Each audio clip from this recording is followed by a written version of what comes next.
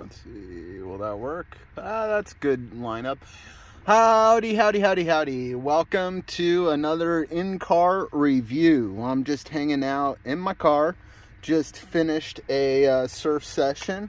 I had my Spyderco Pacific Salt out there with me today. Love this knife. 3 3/4 inch, just a little bit over that maybe.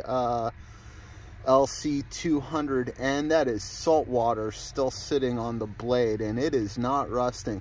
And this is a fairly large knife, and it's for me just kind of ekes into that size of tactical knife for tactical uses. I've been avoiding talking about this, but yeah, you know, if you got a tactical knife, it's because evil people can do evil things. And you know, if I were to see a child being kidnapped, or a lady being violated, or, you know, bad stuff like that, yeah, I might use something like this to prevent that from happening. As it is, this is mainly my surf companion. I'm going to get to the OKnife in just a second. Hang with me. This is mainly my surf companion. It goes out into the ocean with me. Less so thinking about shanking a shark, because I don't think this would do me any good against Jaws. No, it's more in case I get hung up in a fishing line or something like that. Or if I had to cut someone loose from their surf leash if they were hung up.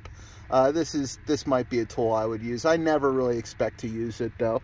But it's this guy just kind of sits right in that size where I think, yeah, that's the minimum size for a tactical knife. But I like big knives, and I'm definitely going to pull out some bigger knives than the Spyderco here.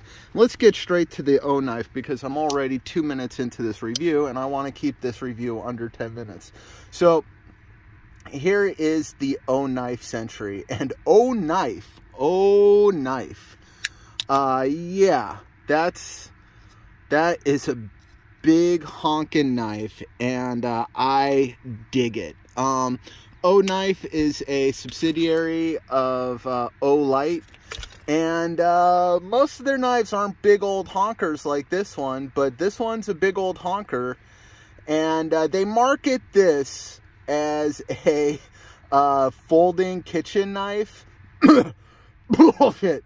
And yeah, that's what I think of it, because in spite of my mods, I'll get to those at the very end, just briefly, but yeah, no, you're not using this as a kitchen knife when it has hollow scales and skeletonized frame, because you're just going to get all sorts of bits and pieces of debris inside of that frame. And if it's food products, then it's going to stink up your knife, and it's going to make it gooey and icky and yucky and gross, even through the access bar there.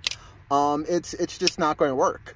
So what this is a very stylized tactical knife for the most part. I have done a little food prep with it just out of curiosity. It works great for that.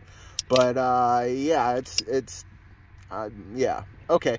Let me go over some of the features, and this is a cool knife. All right, price around 65 bucks. Amazing price. The steel is what was the steel again? I can't remember. 14C28N, which will rust more than this, right?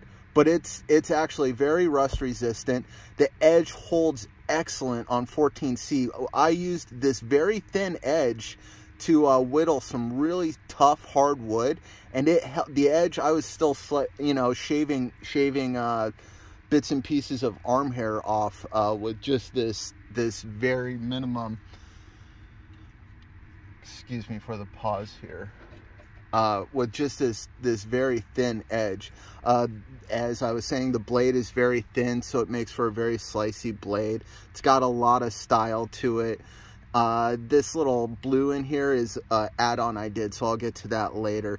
It's a lightweight knife, I think right around 5.5 ounces. And that is because these scales are hollow, and they really skeletonized the frame. So this is a fantastic carry.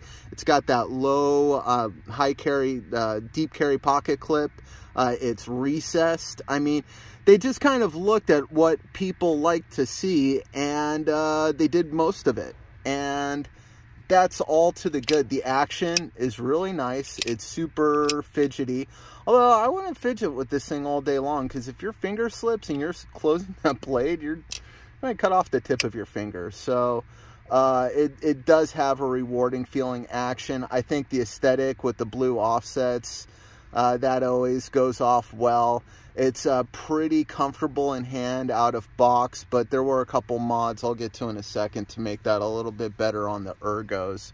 But my favorite carry has been this, my skeletonized cold steel Spartan. I took, it's a 7.9 ounce cold steel Spartan. Got about 1.5 ounces off of this by skeletonizing the frame. But this is, you know, right in there with the same size as the OKnife.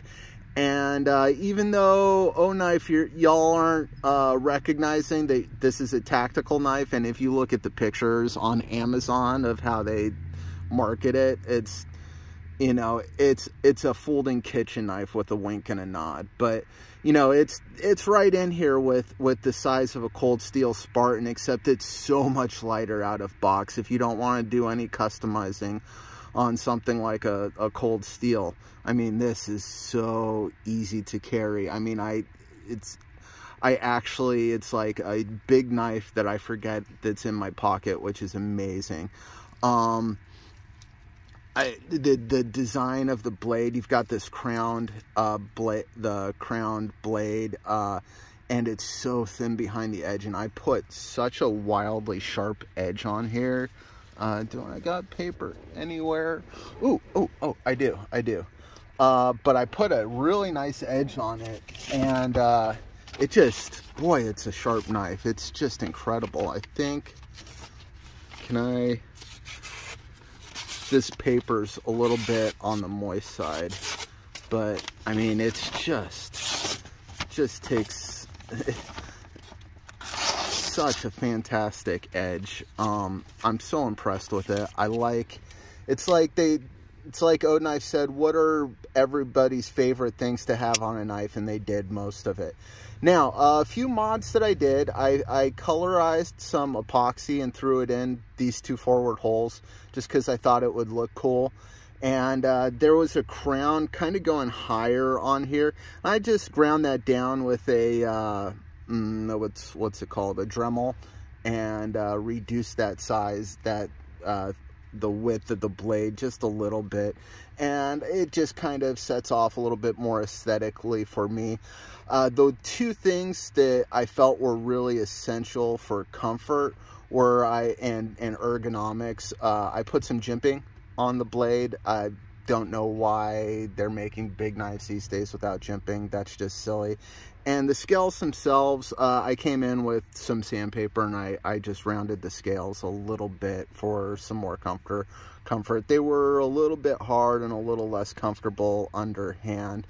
Zip tie mod, I actually notched the loop there just a little bit to keep the zip tie from sliding back. And that's all the mods that I did to this knife. Really simple stuff.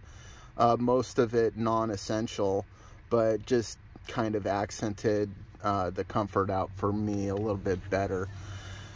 Let me draw this video to a close to say I found this guy on Amazon, and I was instantly attracted to it, and when I got it, it's a pretty dang nice knife.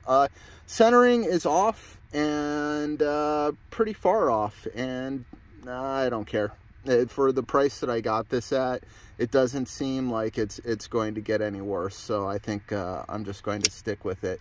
It's a cool knife. If you're looking at the OKnife Sentre and thinking of getting one, go for it. I fully endorse this knife. It's pretty fantastic. Under 10 minutes, woo!